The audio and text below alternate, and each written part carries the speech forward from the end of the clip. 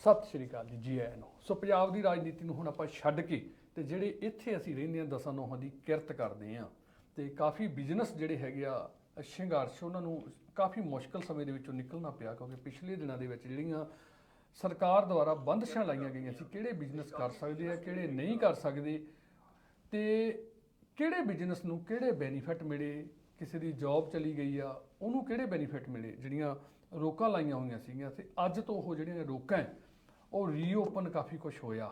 ਸੋ ਕਿਹਨਾਂ ਨੂੰ ਬੈਨੀਫਿਟ ਮਿਲੇ ਕਿਹਨਾਂ ਨੂੰ ਨਹੀਂ ਮਿਲੇ ਉਹ ਸਾਰੀਆਂ ਗੱਲਾਂ ਬਾਤਾਂ ਆਪਾਂ ਐਂਡ ਜਿਹੜਾ ਮਹੀਨੇ ਦਾ ਅਖੀਰਲਾ ਵੀਕ ਹੁੰਦਾ ਉਸ ਦੇ ਵਿੱਚ ਕਰਦੇ ਹੁੰਦੇ ਆ। ਜਗਜੀਤ ਸਾਚਾ ਸਾਹਿਬ ਸਟੂਡੀਓ ਵਿੱਚ ਆਉਂਦੇ ਹੁੰਦੇ ਆ, ਟੈਕਸ ਪਲੈਨਿੰਗ ਦੱਸਦੇ ਹੁੰਦੇ ਆ, ਕਿਹੜੇ ਬੈਨੀਫਿਟ ਮਿਲਦੇ ਆ, ਉਹ ਸਾਰੀਆਂ ਗੱਲਾਂ ਬਾਤਾਂ ਆਪਾਂ ਅੱਜ ਕਰਾਂਗੇ। ਸਭ ਤੋਂ ਪਹਿਲਾਂ ਜੀ ਆਇਆਂ ਨੂੰ ਆਖਦੇ ਆ ਜਗਜੀਤ ਸਾਚਾ ਸਾਹਿਬ ਦਾ। ਪੰਜਾਬ ਟੈਕਸ ਸੋਲੂਸ਼ਨ ਜਿਹੜੀ ਇਹਨਾਂ ਦੀ ਕੰਪਨੀ ਹੈਗੀ ਆ ਤੇ ਜ਼ਰੂਰ ਇਹਨਾਂ ਦੇ ਸਕਰੀਨ ਤੇ ਨੰਬਰ ਵੀ ਆਉਣਗੇ। ਤੁਹਾਡਾ ਆਫਟਰ ਪ੍ਰੋਗਰਾਮ ਕੋਈ ਸਵਾਲ ਹੁੰਦਾ ਜਾਂ ਚੱਲਦੇ ਪ੍ਰੋਗਰਾਮ 'ਚ ਵੀ ਕੋਈ ਤੁਹਾਡਾ ਸਵਾਲ ਹੈ ਤੁਸੀਂ ਗੱਲਬਾਤ ਕਰ ਸਕਦੇ ਹੋ। ਸਾਚਾ ਸਾਹਿਬ ਜੀ ਆਇਆਂ ਨੂੰ। ਸਤਿ ਸ਼੍ਰੀ ਅਕਾਲ ਸੰਦੀਪ ਜੀ ਤੇ ਦੇਖਣ ਵਾਲੇ ਸਾਰੇ ਦਰਸ਼ਕਾਂ ਨੂੰ ਜਗਜੀਤ ਸਾਚਾ ਵੱਲੋਂ ਤੇ ਪੰਜਾਬ ਟੈਕਸ ਦੀ ਟੀਮ ਵੱਲੋਂ ਪਿਆਰ ਭਰੀ ਸਤਿ ਸ਼੍ਰੀ ਅਕਾਲ ਜੀ। ਸਤਿ ਸ਼੍ਰੀ ਅਕਾਲ ਜੀ ਆਇਆਂ ਨੂੰ। ਸਾਚਾ ਸਾਹਿਬ ਪਿਛਲੇ ਮਹੀਨੇ ਤੁਸੀਂ ਲਾ ਕੇ ਗਏ ਹਾਜ਼ਰੀ। ਹਾਂਜੀ ਠੀਕ ਹੈ, ਮੈਂ ਵੀ ਥੋੜਾ ਜਿਹਾ ਕਿਉਂਕਿ ਕਾਫੀ ਕੁਝ ਰੀਓਪਨ ਦੇ ਵਿੱਚ ਰਿਹਾ, ਕਾਫੀ ਕੁਝ ਰਹਿ ਗਿਆ ਤੇ ਹੁਣ ਕਾਫੀ ਕੁਝ ਬਦਲਾਅ ਹੋਇਆ 2 ਮਹੀਨੇ ਵਿੱਚ। ਠੀਕ ਹੈ ਜੀ, ਇੱਕ ਤਾਂ ਓਵਰਆਲ ਜਿਹੜੀਆਂ ਵੱਡੀਆਂ ਚੀਜ਼ ਆ ਉਹ ਕਰ ਦਿਓ, ਫਿਰ ਟੈਕਸ ਸੀਜ਼ਨ ਆ ਗਿਆ, ਬੈਨੀਫਿਟ ਕਿੰਨਾ ਕੁਝ ਇਕੱਠਾ ਹੋਇਆ ਪਿਆ ਜੀ। ਹਾਂਜੀ, ਕਿੱਥੋਂ ਸ਼ੁਰੂਆਤ ਕਰਨੀ ਆ? ਆਪਾਂ ਸਭ ਤੋਂ ਪਹਿਲਾਂ ਜਿਹੜਾ ਹੁਣ ਦੁਬਾਰਾ ਦੇਖੋ ਓਮੀਕਰੋਨ ਦਾ ਵੇਰੀਐਂਟ ਕਰਕੇ ਫੇਰ ਇੱਕ ਵਾਰੀ ਆਪਣੇ ਬਿਜ਼ਨਸ ਬੰਦ ਹੋਏ ਆ ਜੀ। ਆਪੋ ਸਟਾਰਟਿੰਗ ਇੱਥੋਂ ਸ਼ੁਰੂ ਕਰਦੇ ਹਾਂ। ਕਾਫੀ ਲੋਕਾਂ ਨੂੰ ਦਿੱਕਤਾਂ ਫੇਰ ਆਉਣੀਆਂ ਸ਼ੁਰੂ ਹੋ ਗਈਆਂ ਤੇ ਇਹਦੇ ਵਿੱਚ ਇੱਦਾਂ ਜੀ ਕੋਵਿਡ-19 ਦੇ ਜਿਹੜੇ ਬੈਨੀਫਿਟ ਸਟਾਰਟ ਕੀਤੇ ਸੀ ਗੌਰਮੈਂਟ ਨੇ, ਹੁਣ ਇਹਨਾਂ ਨੇ ਜਨਵਰੀ ਦੇ ਵਿੱਚ ਦਸੰਬਰ ਬੇਸਿਕਲੀ ਲਾਸਟ ਵੀਕ ਇਹਨੂੰ ਦੁਬਾਰਾ ਫੇਰ ਸ਼ੁਰੂ ਕਰਤਾ। ਥੋੜ੍ਹੀ ਜਿਹੀ ਰੈਸਟ੍ਰਿਕਸ਼ਨਸ ਰਿਲੀਜ਼ ਕਰਤੀਆਂ ਜੀ ਤੇ ਉਹ ਇਸ ਲਈ ਕੀਤੀਆਂ ਕਿਉਂਕਿ ਪਹਿਲਾਂ ਲਾਇਆ ਸੀ ਕਿ ਇੱਕ ਬੈਨੀਫਿਟ ਆਇਆ ਸੀ ਆਮ ਵਰਕਰ ਵਾਸਤੇ, ਕੈਨੇਡਾ ਲਾਕਡਾਊਨ ਵਰਕਰ ਬੈਨੀਫਿਟ, ਕਿ ਜੇ ਤੁਹਾਡੇ ਏਰੀਆ 'ਚ ਲਾਕਡਾਊਨ ਲੱਗਦਾ ਹੈ ਤਾਂ ਹੀ ਤੁਹਾਨੂੰ ਬੈਨੀਫਿਟ ਮਿਲੇਗਾ। ਪਰ ਜਦੋਂ ਗੌਰਮੈਂਟ ਨੂੰ ਲੱਗਿਆ ਕਿ ਲਾਕਡਾਊਨ ਲਾਉਣ ਨਾਲ ਹੋਰ ਜ਼ਿਆਦਾ ਦਿੱਕਤ ਆਉਣਗੀਆਂ, ਉਹਨਾਂ ਨੇ ਕੁਛ ਟਾਈਪ ਦੇ ਬਿਜ਼ਨਸ ਬੰਦ ਕਰਤੇ ਤੇ ਉਹਨਾਂ ਦੀ ਗੈਦਰਿੰਗ ਘਟਾਤੀ ਤੇ ਉਹਨਾਂ ਦੀ ਕੈਪੈਸਿਟੀ ਕਈਆਂ ਦੀ ਘਟਾਤੀ ਸੀ। ਤੇ ਫਿਰ ਇਹਦੇ ਵਿੱਚ ਵੀ ਗੌਰਮੈਂਟ ਨੇ ਥੋੜ੍ਹੀ ਜਿਹੀ ਰਿਲੈਕਸੇਸ਼ਨ ਦਿੱਤੀ ਕਿ ਕੈਨੇਡਾ ਜਿਹੜਾ ਵਰਕਰ ਲਾਕਡਾਊਨ ਬੈਨੀਫਿਟ ਆ ਵੀ ਜੇ ਤੁਸੀਂ ਕਿਸੇ ਕੰਮ ਕਰਕੇ ਜਾਂ ਕਿਸੇ ਚੀਜ਼ ਕਰਕੇ ਅਫੈਕਟ ਹੁੰਦੇ ਹੈਗੇ ਤਾਂ ਤੁਸੀਂ ਇਹ ਬੈਨੀਫਿਟ $300 ਵੀਕ ਲੈ ਸਕਦੇ ਹੈਗੇ ਆ। ਤੇ ਇਸ ਤੋਂ ਇਲਾਵਾ ਸੰਦੀਪ ਜੀ 2 ਬੈਨੀਫਿਟ ਪਹਿਲਾਂ ਹੀ ਚੱਲ ਰਹੇ ਸੀ। ਕੈਨੇਡਾ ਰਿਕਵਰੀ ਸਿਕਨੈਸ ਬੈਨੀਫਿਟ ਸੀ, ਕੋਈ ਸਿਕਨੈਸ ਹੋ ਜਾਂਦੀ ਹੈ ਕਿਸੇ ਨੂੰ, ਕੋਈ ਜਿਹਦਾ ਕੋਵਿਡ ਹੋ ਗਿਆ ਕਿਸੇ ਦੇ ਘਰ ਦੇ ਵਿੱਚ ਕਿਸੇ ਨੂੰ, ਉਹਦੇ ਕਰਕੇ ਤੁਹਾਨੂੰ ਬੈਠਣਾ ਪੈਂਦਾ ਘਰ, ਜਾਂ ਤੁਹਾਡੇ ਬੱਚੇ ਦਾ ਸਕੂਲ ਕਰਕੇ ਤੁਹਾਨੂੰ ਕੇਅਰ ਗਿਵਰ ਦਾ ਕਰਨਾ ਪੈਂਦਾ, ਉਹ ਹਾਲੇ ਵੀ 2 ਵੀਕ ਦਾ ਬੈਨੀਫਿਟ ਦੋਨੋਂ ਚੱਲ ਰਹੇ ਆ ਤੇ ਉਹ $500 ਦਾ ਬੈਨੀਫਿਟ ਹੈਗਾ ਜੀ ਉਹ। ਠੀਕ ਹੈ। ਸੋ ਬਹੁਤ ਲੋਕ ਆ ਸਾਚਾ ਸਾਹਿਬ ਜਿਹੜੇ ਬੈਨੀਫਿਟ ਨਹੀਂ ਲੈ ਸਕੇ, ਉਹਨਾਂ ਨੂੰ ਪਤਾ ਨਹੀਂ। ਔਰ ਹਾਲਾਤ ਵੀ ਜਿਹੜੇ ਹਿਸਾਬ ਨਾਲ ਦੇਖੀਏ ਹਰ ਚੀਜ਼ ਮਹਿੰਗਾਈ ਵੱਧ ਰਹੀ ਆ। ਹਾਂਜੀ, ਹੈ ਨਾ। ਇੱਕ ਨੋਰਮਲ ਬੰਦੇ ਨੂੰ ਮਤਲਬ ਜ਼ਰੂਰਤ ਹੁੰਦੀ ਉਹਨਾਂ ਦੀ। ਹਾਂਜੀ, ਹੈ ਨਾ। ਸੋ ਫਿਰ ਉਹ ਕਿਹਦੇ ਨਾਲ ਗੱਲ ਕਰਨ ਕਿਉਂਕਿ ਜਿਹੜੇ ਟੈਕਸ ਭਰਦੇ ਆ ਤਕਰੀਬਨ ਉਹ ਵੀ ਸਾਰੇ ਬਿਜ਼ੀ ਆ। ਹਾਂਜੀ, ਹਰ ਬੰਦਾ ਬਿਜ਼ੀ ਆ ਤੇ ਉਹ ਸਮਾਂ ਕਈ ਵਾਰ ਨਿਕਲ ਜਾਂਦਾ ਹੈ। ਉਹ ਬੈਨੀਫਿਟ ਲਈ ਉਹ ਕਿਹਦੇ ਤੱਕ ਅਪਰੋਚ ਕਰਨ, ਜੇ ਉਹ ਸਮਾਂ ਨਿਕਲ ਗਿਆ ਕੀ ਉਹ ਬੈਨੀਫਿਟ ਲੈ ਸਕਦੇ ਆ? ਦੇਖੋ ਜੀ ਇਹਦੇ ਵਾਸਤੇ the best answer is that ਕਿ ਜਿਹੜਾ ਡਿਪਾਰਟਮੈਂਟ ਇਨਫੋਰਮੇਸ਼ਨ ਰਿਲੀਜ਼ ਕਰਦਾ ਉਹਨੇ ਹਰੇਕ ਮੀਡੀਅਮ ਰਾਹੀਂ ਲੋਕਾਂ ਨੂੰ ਅਵੇਅਰਨੈਸ ਕੀਤਾ। ਅਕਾਊਂਟੈਂਟ ਵੀ ਇੱਕ ਜ਼ਰੀਆ ਹੈਗੇ ਕਿਉਂਕਿ ਅਕਾਊਂਟਿੰਗ ਦੇ ਨਾਲ ਰਿਲੇਟਡ ਹੋਣ ਕਰਕੇ ਸਭ ਤੋਂ ਛੇਤੀ ਇਨਫੋਰਮੇਸ਼ਨ ਤੇ ਫਾਸਟ ਇਨਫੋਰਮੇਸ਼ਨ ਪਤਾ ਲੱਗਦੀ ਆਪਾਂ ਨੂੰ। ਇਸੇ ਕਰਕੇ ਤੁਸੀਂ ਦੇਖਿਆ ਹੋਗਾ ਪਿਛਲੇ ਸਾਲ ਅਸੀਂ ਇੱਕ ਆਪਣਾ ਨਿਊਜ਼ ਲੈਟਰ ਚਲਾਇਆ ਸੀ ਪੰਜਾਬ ਟੈਕਸ ਦਾ, ਤੁਸੀਂ ਸਬਸਕ੍ਰਾਈਬ ਕਰੋਗੇ ਜਦੋਂ ਵੀ ਇੱਦਾਂ ਦਾ ਕੋਈ ਬੈਨੀਫਿਟ ਆਉਂਦਾ ਅਸੀਂ ਮੋਸਟਲੀ ਸਾਰਿਆਂ ਨੂੰ ਈਮੇਲ ਦੇ ਥਰੂ ਭੇਜਦੇ ਹਾਂ ਤੇ ਬਹੁਤ ਲੋਕਾਂ ਨੇ ਇਸ ਚੀਜ਼ ਦਾ ਫਾਇਦਾ ਵੀ ਲਿਆ ਪਿਛਲੇ ਸਾਲ ਦੇ ਵਿੱਚ। ਠੀਕ ਹੈ। ਦੂਸਰਾ ਜਿਹੜਾ ਡਿਪਾਰਟਮੈਂਟ ਇਹ ਗਵਰਨਮੈਂਟ ਆਫ ਕੈਨੇਡਾ ਇਸ਼ੂ ਕਰਦੀ ਹੈਗੀ ਆ ਤਾਂ ਉਹਨਾਂ ਦੀ ਵੈਬਸਾਈਟ ਦੇ ਉੱਤੇ ਈਵਨ ਤੁਸੀਂ ਅੱਜ ਕੱਲ੍ਹ ਤਾਂ ਟੈਕਨੋਲੋਜੀ ਇੰਨੀ ਹੈਗੀ ਆ ਤੇ ਉਹਨਾਂ ਦੇ ਮਾਧਿਅਮ ਹੀ ਇੰਨੇ ਹੈਗੇ ਆ, ਰੇਡੀਓ TV ਦੇ ਜ਼ਰੀਏ ਉਹ ਦੱਸਦੇ ਆ, ਬਸ ਤੁਸੀਂ ਉੱਥੋਂ ਲਿੰਕ ਚੱਕੋ ਤੇ ਤੁਸੀਂ ਕਰ ਸਕਦੇ ਆ, ਅਪਲਾਈ ਕਰ ਸਕਦੇ। ਹਾਂ, ਜਿੱਥੇ ਤੁਸੀਂ ਅੜਦੇ ਆ ਤੁਹਾਨੂੰ ਨਹੀਂ ਸਮਝ ਆਉਂਦੀ ਉਹਨਾਂ ਦਾ ਆਲਰੇਡੀ ਫ਼ੋਨ ਨੰਬਰ ਥੱਲੇ ਦਿੱਤਾ ਹੁੰਦਾ, ਤੁਸੀਂ ਫ਼ੋਨ ਨੰਬਰ 'ਤੇ ਕਾਲ ਕਰਕੇ ਲੈ ਸਕਦੇ ਆ। ਠੀਕ ਹੈ। ਸੋ ਮਤਲਬ ਬੈਨੀਫਿਟ ਚਲੋ ਮੇਨ ਤਾਂ ਇਹੀ ਹੁੰਦਾ ਹੈ ਸਾਚਾ ਸਾਹਿਬ ਕਿ ਚਲੋ ਜਿਹੜੇ ਤੋਂ ਅਸੀਂ ਟੈਕਸ ਭਰਾਉਣੇ ਅਸੀਂ ਉਹਨਾਂ ਤੋਂ ਹੀ ਸੇਵਾਵਾਂ ਲਈਏ। ਸਾਨੂੰ ਥੋੜਾ ਜਿਹਾ ਈਜ਼ੀ ਹੁੰਦਾ ਹੈ ਕਿਉਂਕਿ ਕਾਫੀ ਬੈਨੀਫਿਟ ਆ, ਕਈ ਵਾਰ ਸਾਰੀ ਚੀਜ਼ ਦਾ ਸਾਨੂੰ ਪਤਾ ਨਹੀਂ ਲੱਗਦਾ। ਹਾਂਜੀ, ਜੇ ਸਮਾਂ ਨਿਕਲ ਜਾਂਦਾ ਹੈ ਹਾਂਜੀ, ਉਹ ਕਿੰਨੇ ਟਾਈਮ ਦੇ ਵਿੱਚ ਬੈਨੀਫਿਟ ਲੈ ਸਕਦੇ ਆ? ਕੋਈ ਸਾਲ ਹੁੰਦਾ, 6 ਮਹੀਨੇ, 2 ਮਹੀਨੇ, 15 ਦਿਨ? ਇਹ ਸਾਰੇ ਜੀ ਪ੍ਰੋਰੇਟਡ ਬੈਨੀਫਿਟ ਹੈਗੇ ਆ। ਇਹ ਆਲਮੋਸਟ 6 ਮਹੀਨੇ ਬੈਕ ਤੁਸੀਂ ਜਾ ਸਕਦੇ ਆ, 6 ਮਹੀਨੇ ਤੋਂ ਜ਼ਿਆਦਾ ਬੈਕ ਨਹੀਂ ਜਾ ਸਕਦੇ ਤੁਸੀਂ। ਠੀਕ ਹੈ। ਸੋ ਜ਼ਰੂਰ ਦੋਸਤੋ ਤੁਹਾਨੂੰ ਕੁਝ ਲੱਗਦਾ ਹੈ। ਤੇ ਇਹਦੇ ਵਿੱਚ ਮੈਂ ਦੱਸ ਦੇਣਾ ਜੋ ਸਾਰੇ ਨਹੀਂ 6 ਮਹੀਨੇ ਹੁੰਦੇ, ਕੁਝ ਹੈਗੀਆਂ ਜਿੱਦਾਂ ਗਵਰਨਮੈਂਟ ਤੁਹਾਨੂੰ ਬਿਜ਼ਨਸ ਵਾਸਤੇ ਫੰਡਿੰਗ ਕਰਦੀ ਆ, ਉਹਦੇ ਹਰੇਕ ਦੀ ਟਾਈਮਲਾਈਨ ਓਨਟਾਰੀਓ ਗਵਰਨਮੈਂਟ ਵੱਲੋਂ ਹੈਗੀ ਆ ਕਿ ਫੈਡਰਲ ਗਵਰਨਮੈਂਟ ਵੱਲੋਂ ਹੈਗੀ ਆ, ਉਹਦੀ ਟਾਈਮਲਾਈਨ ਸੈਪਰੇਟ ਹੈਗੀ ਆ। ਉਸ ਚੀਜ਼ ਲਈ ਤੁਸੀਂ ਆਪਣੇ ਅਕਾਊਂਟੈਂਟ ਨੂੰ ਕੰਸਲਟ ਕਰ ਸਕਦੇ ਆ। ਜਿਸ ਤਰ੍ਹਾਂ ਹੁਣ ਇਹ ਮਿਨਿਸਟਰੀ ਆਫ ਆਪਣੇ ਜਿਹੜੇ ਗਵਰਨਮੈਂਟ ਆਫ ਓਨਟਾਰੀਓ ਨੇ, ਜਿਸ ਤਰ੍ਹਾਂ ਆਪਾਂ ਨੂੰ ਪਹਿਲਾਂ ਜਿਹੜੇ ਬਿਜ਼ਨਸ ਸਲੋ ਡਾਊਨ ਹੋਏ ਸੀ, ਬੰਦ ਹੋਏ ਸੀ, ਉਹਨਾਂ ਨੂੰ 10-10 ਹਜ਼ਾਰ ਡਾਲਰ ਦੀ ਗ੍ਰਾਂਟ ਦਿੱਤੀ ਸੀ ਜੀ। ਸਟੇਟ ਗ੍ਰਾਂਟ ਇਹ ਹੁਣ ਫੇਰ ਉਹਨਾਂ ਨੇ ਅਲਾਉ ਕੀਤੀ ਆ, ਬਟ ਉਹਦੇ ਵਾਸਤੇ ਉਹ ਤੁਹਾਡੇ ਫੇਰ ਪੁੱਛਦਾ ਕਿ ਤੁਹਾਡੇ ਬਿਜ਼ਨਸ ਨੂੰ ਇੰਪੈਕਟ ਪਿਆ ਕਿ ਨਹੀਂ ਪਿਆ, ਤਾਂ ਤੁਹਾਨੂੰ ਨੈਚੁਰਲੀ ਉਹਦੀ ਕੋਈ ਨਾ ਕੋਈ ਉਹਨਾਂ ਦਾ ਲਿੰਕ ਆਏਗਾ, ਕੋਈ ਈਮੇਲ ਆਏਗੀ। ਈਮੇਲਸ ਕਾਫੀ ਨੂੰ ਆ ਰਹੀਆਂ, ਤਾਂ ਈਮੇਲ 'ਤੇ ਜ਼ਰੂਰ ਤੁਸੀਂ ਲਿੰਕ 'ਤੇ ਆਪਣੀ ਇਨਫੋਰਮੇਸ਼ਨ ਦੇਣੀ ਆ। ਤਾਂ ਉਹਦੇ ਵਾਸਤੇ ਜੇ ਤੁਹਾਨੂੰ ਕੋਈ ਚੀਜ਼ ਨਹੀਂ ਸਮਝ ਆਉਂਦੀ, ਕਿਉਂਕਿ ਉਹਦੇ ਵਿੱਚ ਕੁਐਸਚਨ ਆਨਸਰ ਇੱਦਾਂ ਦੇ ਹੁੰਦੇ ਕਿ ਨਹੀਂ ਸਮਝ ਆਉਂਦੇ, ਉਹ ਤੁਸੀਂ ਆਪਣੇ ਅਕਾਊਂਟੈਂਟ ਜਿਹੜਾ ਤੁਹਾਡਾ ਉਸ ਬਿਜ਼ਨਸ ਦਾ ਟੈਕਸ ਫਾਈਲ ਕਰਦਾ ਉਹਦੇ ਨਾਲ ਜ਼ਰੂਰ ਕੰਸਲਟ ਕਰੋ। ਕਿਉਂਕਿ ਪਰਸਨਲ ਦੀ ਤੁਸੀਂ ਕਹਿ ਸਕਦੇ ਹੋ ਸੱਚਾ ਸਾਹਿਬ ਕਿ ਬੰਦਾ ਉਨੀ ਕੁ ਇਨਫੋਰਮੇਸ਼ਨ ਲੈ ਲੈਂਦਾ, ਖਾਸ ਕਰਕੇ ਜਿਹੜਾ ਬਿਜ਼ਨਸ ਦੇ ਵਿੱਚ ਆ ਉਹ 'ਚ ਬੜਾ ਕੁਝ ਆਉਂਦਾ। ਮਤਲਬ ਬਿਜ਼ਨਸ ਪਹਿਲਾਂ ਤਾਂ ਵੈਸੇ ਹੀ ਬੰਦਾ ਸਟਰਗਲ ਕਰ ਰਿਹਾ ਕਿ ਆਪਣੇ ਬਿਜ਼ਨਸ ਨੂੰ ਕਿਸ ਤਰ੍ਹਾਂ ਕਰਨਾ ਹੈ ਨਾ। ਮੈਨੂੰ ਲੱਗਦਾ ਉੱਥੇ ਜ਼ਰੂਰ ਆਪਣੇ ਜਿਹੜੇ ਵੀ ਉਹ ਕੰਟੈਂਟ ਹੈਗੇ ਉਹਨਾਂ ਤਾਲਮੇਲ ਕਰ ਲਵੇ ਜੀ, ਠੀਕ ਹੈ, ਤੇ ਜਾਂ ਤੁਹਾਡੀਆਂ ਵੀ ਸਾਡੀ ਵੀ ਸੇਵਾਵਾਂ ਲੈ ਸਕਦੇ, ਠੀਕ ਹੈ ਜੀ। ਕੁਛ ਇਦਾਂ ਤਾਂ ਨਹੀਂ ਸੱਚਾ ਸਾਹਿਬ, ਜਿਸ ਤਰ੍ਹਾਂ ਤੁਹਾਡੀ ਕਾਫੀ ਵੱਡੀ ਟੀਮ ਆ, 3 ਤੁਹਾਡੇ ਆਫਿਸ ਆ, ਕਾਫੀ ਤੁਹਾਡਾ ਸਟਾਫ ਹੈਗਾ, ਕਿ ਯਾਰ ਤੁਸੀਂ ਟੈਕਸ ਹੀ ਸਾਡੇ ਤੋਂ ਭਰਾਉਣਾ ਹੈ, ਜਿਹੜੀ ਤੁਸੀਂ ਸਰਵਿਸ ਦਿੰਦੇ ਹੋ ਉਹਦੀ ਫੀਸ ਲੈ ਕੇ ਉਹਦੀ ਹੈਲਪ ਕਰ ਸਕਦੇ ਹੋ? ਨਹੀਂ, ਡੈਫੀਨੇਟਲੀ ਇਹ ਕੋਈ ਜ਼ਰੂਰੀ ਨਹੀਂ ਕਿ ਤੁਸੀਂ ਸਾਰਾ ਕੰਮ ਸਾਡੇ ਤੋਂ ਹੀ ਕਰਾਉਣਾ ਹੈਗਾ। ਕਈ ਵਾਰ ਆਪਣਾ ਕੰਫਰਟ ਜ਼ੋਨ ਵੀ ਹੁੰਦਾ, ਆਪਣੇ ਕਈ ਬੰਦੇ ਹੁੰਦੇ ਕਿ ਆਹ ਚੀਜ਼ ਹੀ ਕਰ ਸਕਦੇ, ਦੂਜੇ ਦੀ ਕਈਆਂ ਨੂੰ ਨੌਲੇਜ ਨਹੀਂ ਹੁੰਦੀ, ਜਾਂ ਅਗਲੇ ਵੀ ਬਿਜ਼ੀ ਹੋ ਸਕਦੇ, ਤੁਹਾਨੂੰ ਨਹੀਂ ਦਿੰਦੇ। ਤਾਂ ਸਾਡੀ ਟੀਮ ਇਸੇ ਵਾਸਤੇ ਫੁੱਲੀ ਡੈਡੀਕੇਟਡ ਹੈਗੀ ਹੈ, ਤੇ ਉਹ ਤੁਹਾਨੂੰ ਉਨੀ ਕੁ ਸਰਵਿਸ ਪ੍ਰੋਵਾਈਡ ਕਰੂਗੀ ਜਿੰਨੀ ਤੁਸੀਂ ਉਹਨਾਂ ਨੂੰ ਕਹੋਗੇ ਜੀ। ਹੁਣ ਅਗਲੇ ਦਿਨਾਂ ਦੇ ਵਿੱਚ ਟੈਕਸ ਸੀਜ਼ਨ ਵੀ ਆ ਗਿਆ ਜੀ। ਹਾਂਜੀ। ਤੇ ਜਿਹੜੇ ਰੀਅਲ ਸਟੇਟ ਵਾਲੇ ਆ, ਪਿਛਲੀ ਵਾਰੀ ਕੰਪਨੀਆਂ ਨੇ ਖਲਾਈਆਂ ਸੀਗੀਆਂ, ਪਿਛਲੀ ਵਾਰ ਤੇ ਮਤਲਬ ਆ ਗਿਆ ਜਿਹੜੀਆਂ ਕਾਰਪੋਰੇਸ਼ਨ ਖਲਾਈਆਂ ਪਰਸਨਲ, ਹਨਾ, ਤੇ ਟੈਕਸ ਵੀ ਰੀਅਲਟਰਾਂ ਦਾ ਕਾਫੀ ਹੁੰਦਾ, ਕਿਉਂਕਿ ਜਿਹੜੇ ਇਹਨਾਂ ਨੂੰ ਕਮਿਸ਼ਨ ਕਾਫੀ ਆ ਜਾਂਦਾ। ਕਿਹੜੇ ਖਰਚੇ ਪੈਣੇ ਆ ਇਹਨਾਂ ਦੀ ਗੱਲਬਾਤ ਆਪਾਂ ਕਰ ਲਾਂਗੇ। ਫਿਰ ਆਪਾਂ ਨਾਲ ਹੀ ਗੱਲਬਾਤ ਕਰਨੀ ਆ ਕਿਸੇ ਦੀ ਜੌਬ ਬਦਲ ਕੇ ਇੱਧਰ ਉੱਧਰ ਹੋ ਗਈ, ਘਰ ਕਿਤੇ ਇੱਥੇ ਲਿਆ ਸੀ ਜੀ, ਉਹਨੂੰ ਮੂਵ ਹੋਣਾ ਪੈ ਗਿਆ, ਉਹ ਗੱਲਾਂ ਪਹਿਲਾਂ ਰੀਅਲਟਰਾਂ ਤੋਂ ਸ਼ੁਰੂ ਕਰ ਲਈਏ ਆਪਾਂ ਜੀ। ਇਹਦੇ ਵਿੱਚ ਜਿਹੜੇ ਆਪਣੇ ਮੇਨ ਰੀਅਲਟਰ ਹੈਗੇ, ਦੇਖੋ ਕੁਛ ਇੱਦਾਂ ਦੇ ਐਕਸਪੈਂਸ ਹੁੰਦੇ ਆ ਕਿ ਸਾਨੂੰ CRA, ਇਹ ਨਹੀਂ ਕਿ ਅਸੀਂ ਆਪਣਾ ਇਸ ਵਾਰ ਟੈਕਸ ਭਰਤਾ ਜੀ ਤੇ ਮੁੜ ਕੇ CRA ਦਾ ਜੀ ਬੰਦ ਹੋ ਗਿਆ, ਜਿਹਨੂੰ ਚੈੱਕ ਹੀ ਨਹੀਂ ਕਰਨਾ। 6 ਸਾਲ ਤੱਕ ਕਿਸੇ ਵੀ ਟਾਈਮ ਤੁਹਾਡਾ ਪਿਛਲੇ 6 ਸਾਲ ਦਾ ਰੈਕਡ ਚੈੱਕ ਕਰ ਸਕਦੇ ਆ। ਠੀਕ ਹੈ। ਕੁਛ ਮੇਜਰ ਐਕਸਪੈਂਸ ਹੁੰਦੇ ਆ ਜਿਨ੍ਹਾਂ ਵਿੱਚ ਆਮ ਅਸੀਂ ਮਿਸਟੇਕ ਦੇਖਦੇ ਹਾਂ ਕਿ ਬਹੁਤ ਰੀਅਲਟਰ ਨੇ ਇਸ ਚੀਜ਼ ਦੀ ਮਿਸਟੇਕ ਕੀਤੀ ਹੁੰਦੀ ਆ। ਜਿਸ ਤਰ੍ਹਾਂ ਕਿਸੇ ਨੂੰ ਰੈਫਰਲ ਦੇ ਦਿੱਤਾ ਜੀ, ਠੀਕ ਹੈ ਜੀ, ਰੈਫਰਲ ਕੀ ਕੀਤਾ ਜੀ, ਮੈਂ ਰੈਫਰਲ ਦਿੱਤਾ $5000 ਰੈਫਰਲ ਦਿੱਤਾ, ਉਹਦੀ ਰਸੀਦ ਕਿੱਥੇ ਹੈ ਜੀ? ਰਸੀਦ ਤਾਂ ਬਣਾਈ ਨਹੀਂ ਜੀ ਅਸੀਂ।